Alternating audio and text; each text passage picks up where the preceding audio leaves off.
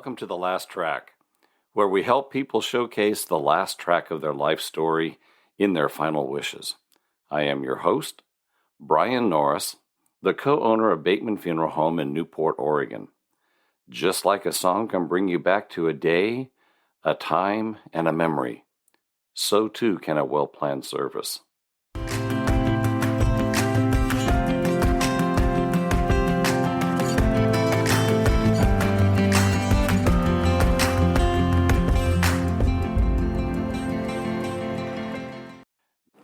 Before we begin, I want to give a little disclaimer, kind of a warning.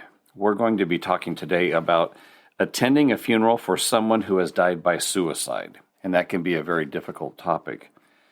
And if you yourself are contemplating suicide or believe a loved one may be planning on suicide, please call the National Suicide Prevention Hotline.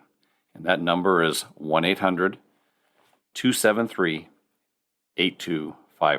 Again, that's 1-800-273-8255, or you can even text the crisis hotline by texting 741741.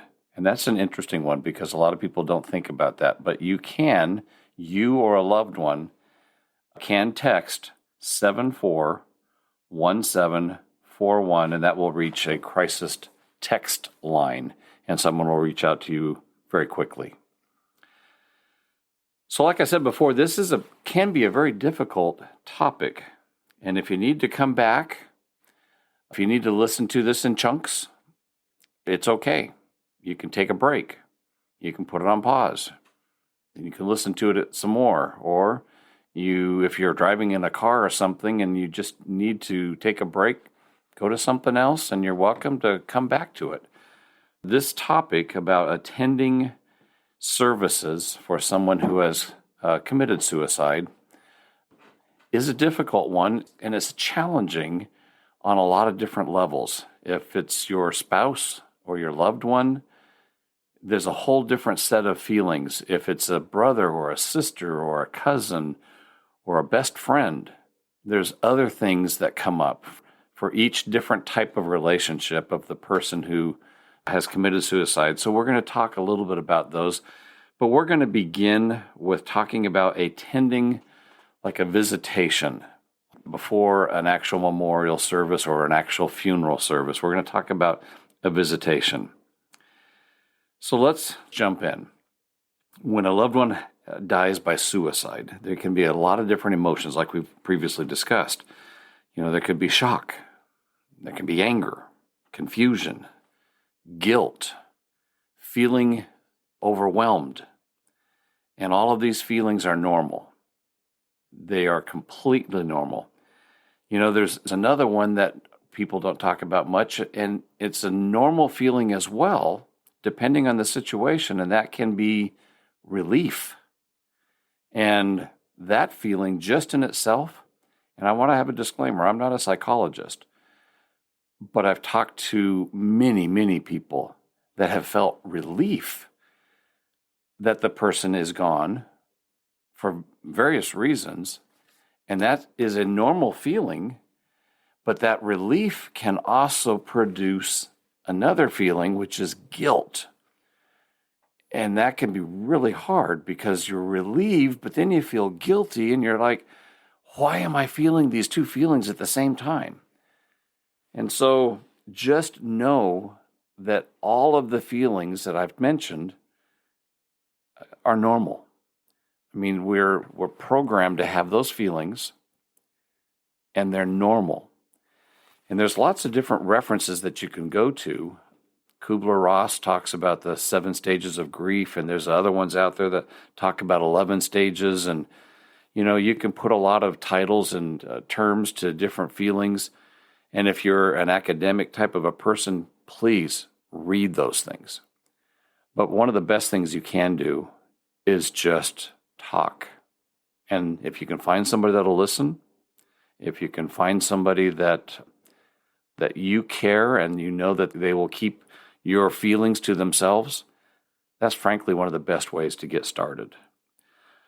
But while you're at a visitation for someone who has died by suicide, a couple things to do. First, check to see if it's a family only, or public, or private. And if it's private, are you invited? Know that it may not be an open casket if they're going, or, if a person has died violently, it may not be an open casket. And that can be for a lot of reasons. And, you don't need to start wondering or asking questions, well, is his face all disfigured? Those kinds of things. It all depends. And families may want it to be closed. If somebody died by hanging, maybe they don't want to see that mark, or they might look awkward with a bandana around the neck to hide the rope burn. And so there's reasons to have a closed casket. If they're not in a casket and they're maybe lying on a table with a quilt and a sheet and that type of a thing, maybe the face is covered and the hand is out.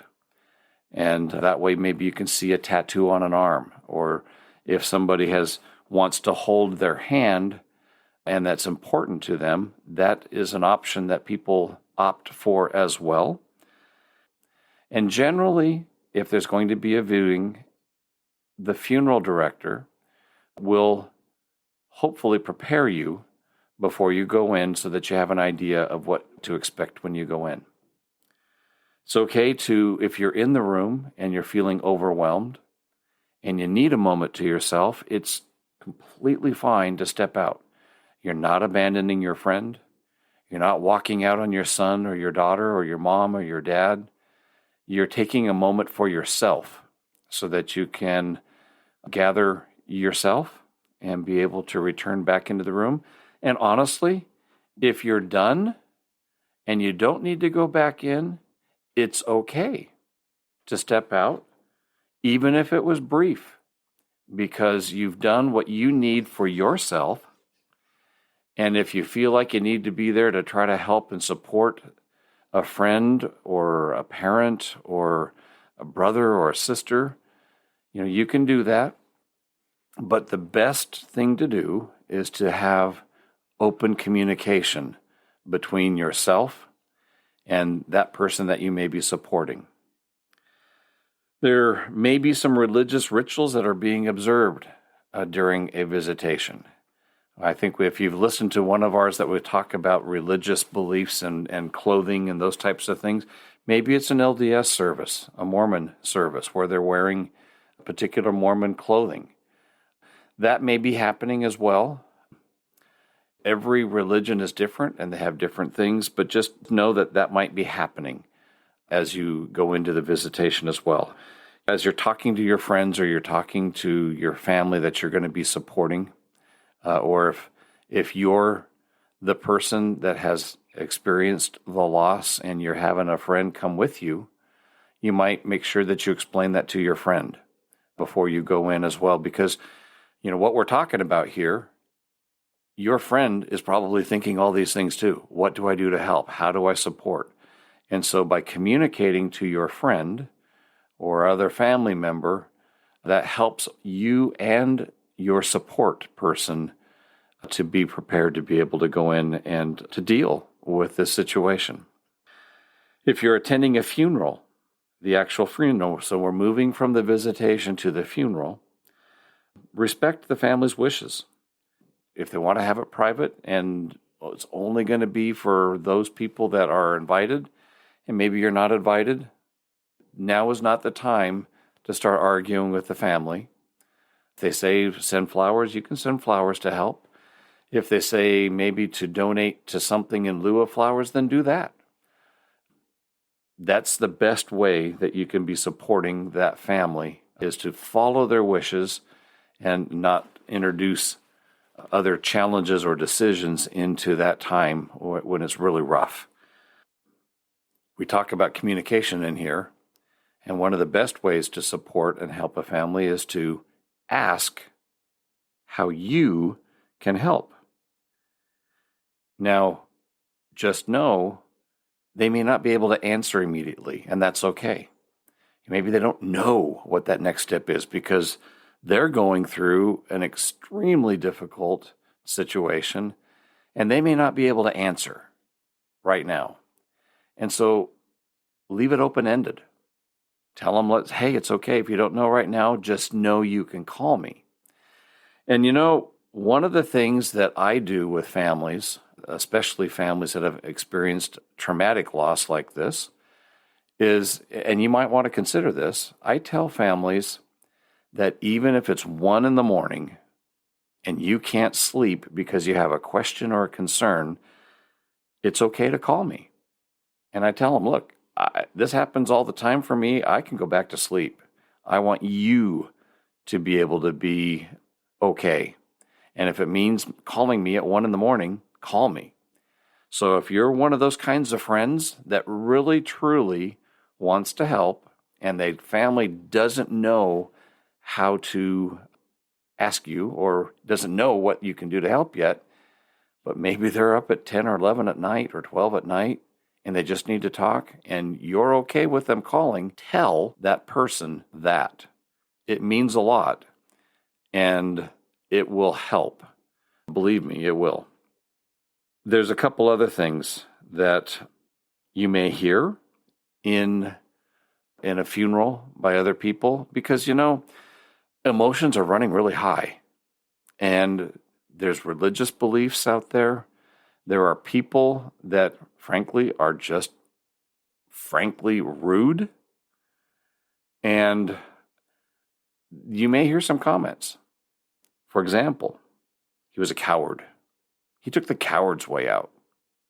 Or, she was always the emotional kind and impulsive and just, only thought of herself. But I can tell you this, in this circumstance, those words, those titles, those comments are better left unsaid. Period. No need.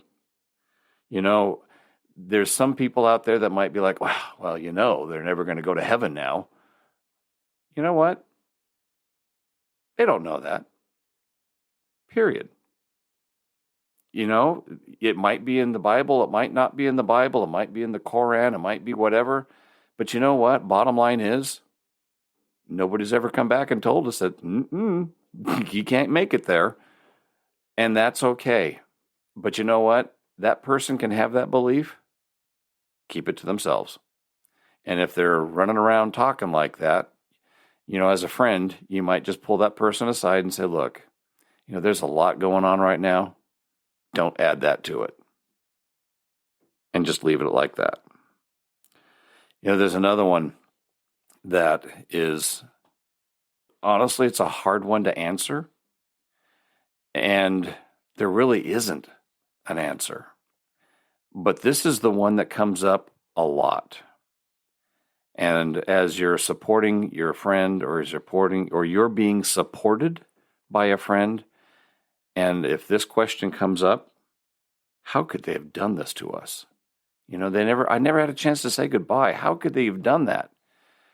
Again, that's one of those questions that there can always be a lot of speculation, but there's not going to be a final answer because they're gone. And they can't answer you at this point. And even if there was a note left, we don't know what state of mind the person was in when they left that note. And we don't know.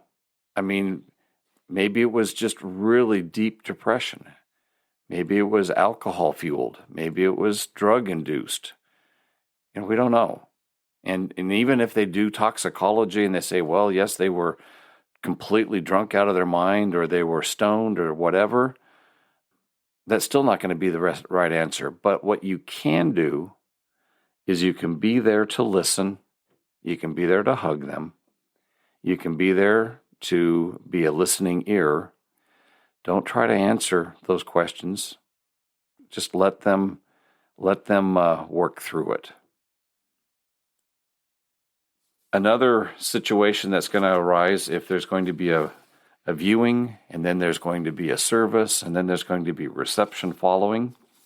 That's going to be another time when it's going to be difficult, because at the reception is when everybody's mingling and talking and having some food. And again, there's going to be that person who's going to be needing to talk. And so one of the first things that you can do is know that it's okay to talk about the person who died. And you don't have to dwell on the fact that they committed suicide. You don't have to do that. Yes, that is how the person passed away. No, that's not their entire life. There's so much more to that person who passed away. And so, yes, if they want to talk about how they passed away, talk about that. But another great thing to do is to start talking about the memories and the fun things and this, some of the serious things that maybe took place, some of the fun things that took place. That person is so much more than that last 5 minutes of their life. There's a poem out there, and if you have a chance to find it, it's called The Dash, and it talks about, the dash in between the date of birth and the date of death. Because that was an instant when they were born, that's an instant when they die, but it's the dash, the whole life that was lived between those two dates that really is what it's all about. And so read The Dash. Be gentle if you're talking about the manner of death. The family may not want to bring it up. Focus on remembering their life. If you want to offer help, again, know that the family may not know what you can do.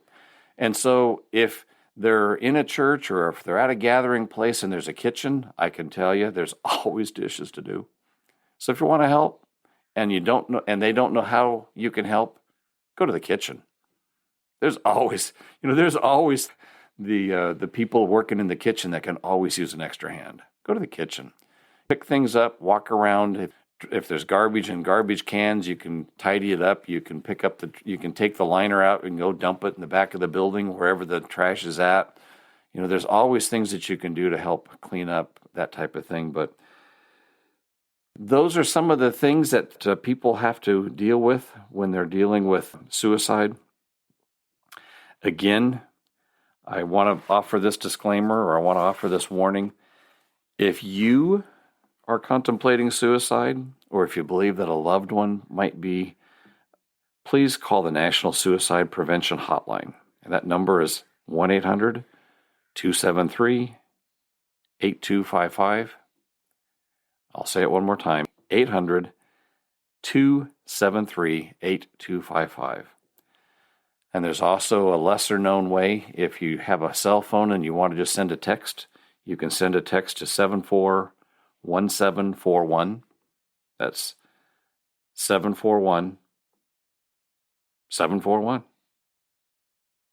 That is another way to be able to get some help, is on the crisis text line. So 741. Well, we have reached that time in our podcast where we take a time and we take a moment and we remember all the families that are experiencing a loss, and we light a virtual candle in their memory. Let's take a moment.